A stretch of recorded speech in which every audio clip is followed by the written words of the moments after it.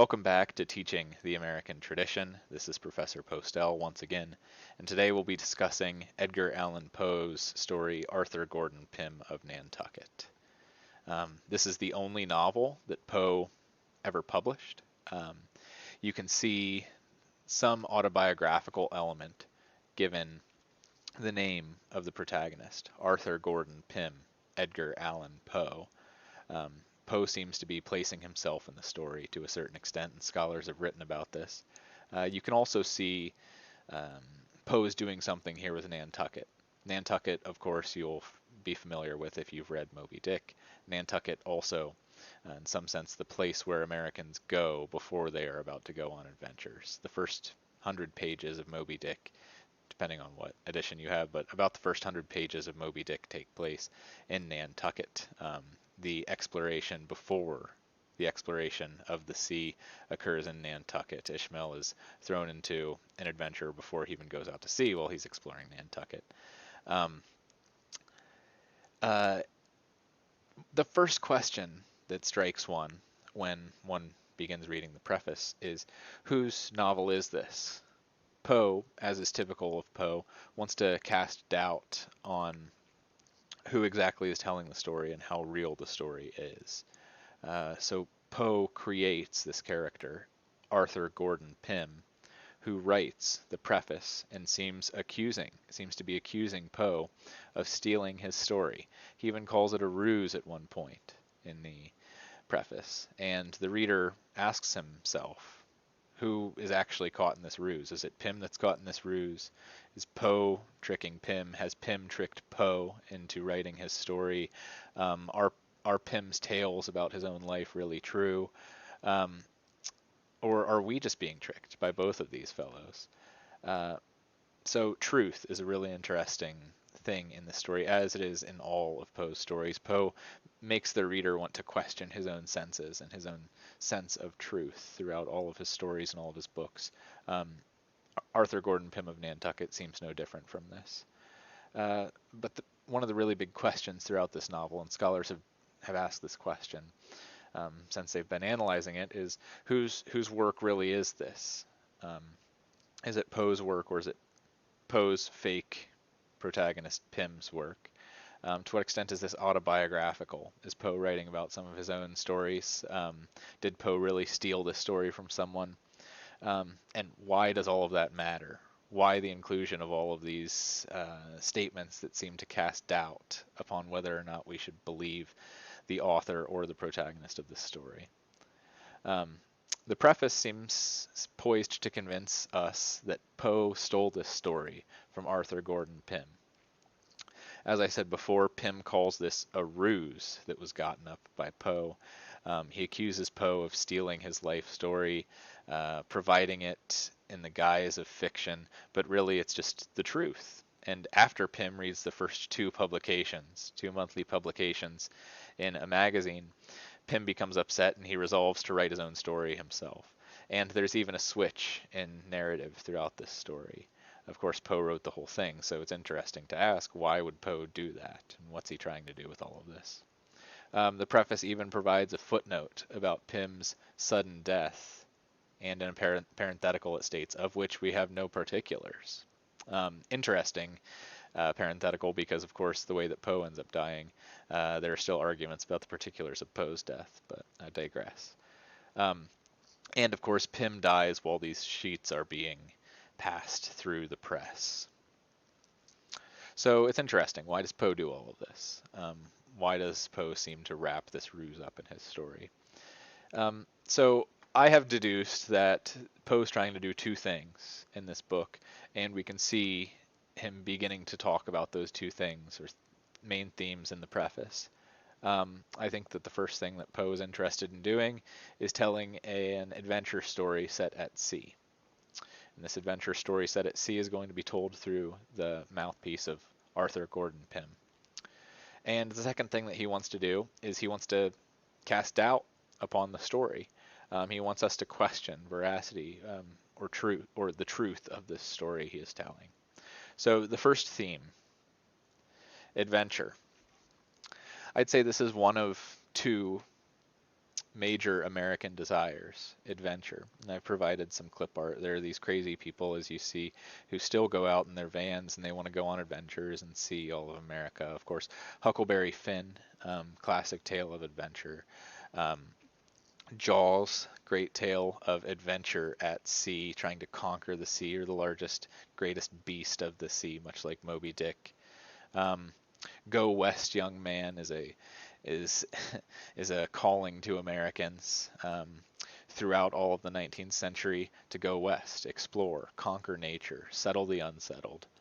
Um, of course, this settles all the way back, if you're fans of Tocqueville, to I think the character of those who first peopled America. The point of departure, um, the Pilgrims are the first settlers come across on ships. Um, they they endure the hardship at sea, in some sense conquer the sea, much like Columbus did. And they come over and then they conquer the land here in America, the unsettled land peopled by, as they called them, savages. Um, so the first thing that the frontispiece tells us about Arthur Gordon Pym, resulting in various extraordinary adventures. So this is an adventure story. Why are Americans so obsessed with adventure? Americans have a love for adventure and conquest. They have the desire to experience the unknown, not just to read about it, but to actually experience it. Um, and they have a special affinity for the sea as an unconquerable and unknown force. Scientists still claim that we know just as little about the sea as we do about outer space, which is somewhat incredible given the fact that we've covered the or most of the aquatic surface of this Earth, but yet we know just as little about it as we know about outer space. We still can't plumb its deepest depths. Um, it's still an unconquerable and unknown force. There are still ships that end up in shipwreck despite all of the technology that we can produce. The sea is still somewhat unconquerable. It still captivates us. It certainly captivated Americans in the 19th century before space exploration was even possible. Um, Perhaps this desire for adventure reaches all the way back to Aristotle's perennial truth that all men by nature desire to know. And Aristotle affords us that it's not only that men desire to know, but this knowing is somewhat tied to men's senses. So men love their senses, Aristotle says, especially the sense of sight, with a view to action. So Americans have this desire for adventure. We can see this through their stories. We can also see this through their actions. But with regards to Poe's Arthur Gordon Pym, um, Poe wants us to experience this adventure at sea. He wants to throw us into doubt. He wants us to question the things that we are seeing. He wants to suspend our doubt. He wants to make us yearn for a resolution and to find out the truth, as you will see throughout the study of this book. There are a number of stories that we discuss in this course that capture the American spirit for adventure and conquest, particularly having to do with water. In Moby Dick, Ishmael remarks, and I quote, "Almost all men in their degree, sometime or other, cherish very, very nearly the same feelings toward the ocean with me." Likewise, in the aptly named Adventures of Huckleberry Finn, also an adventure story, Huck remarks that he wanted to escape his guardian, the widow Douglas, who, quote, "took me for her son and allowed she would civilize me." But Huck provides that that life was, and I quote, "dismal, regular, and decent." He says, all I wanted was to go somewheres. All I wanted was a change. I weren't particular." Huck wants an adventure. He's not particular about the adventure. He just wants to go somewheres. He just wants to get away from civilization or somebody trying to impose civilization upon him. He wants to get away from the dismal regularity and decentness of everyday life. Pym has this same sort of desire. There are many parallels between this story and Huckleberry Finn. As you'll see, Augustus and Pym are friends who like to go on adventures like Huck and Tom. It should also be noted that Huck's story, The Adventures of Huckleberry Finn, begins with Huck questioning the veracity of the author in the previous book to which we were introduced to Huck. So one of the very first lines in Twain's Huckleberry Finn is, and I quote, "You don't know about me without you have read a book by the name of The Adventures of Tom Sawyer. But that ain't no matter. That book was made by Mr. Mark Twain, and he told the truth, mainly. There was things which he stretched, but mainly he told the truth." Tocqueville provides also why we love these adventure stories, why we're so drawn to them.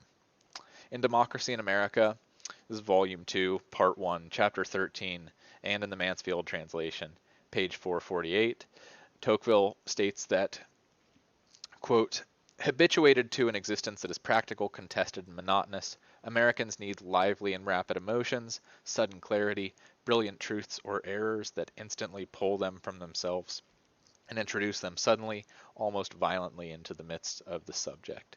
That's the kind of literature that Americans like, and that's why Americans love adventure stories particularly. We want something lively and rapid.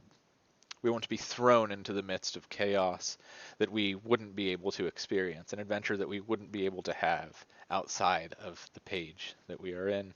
And we want to be thrust into a moment in which we can find sudden clarity, a brilliant truth, or an error, from which we can experience something that we couldn't otherwise experience, know something that we couldn't otherwise know, and escape the monotony of our awful, monotonous lives, where we are civilized like Huck refuses to be.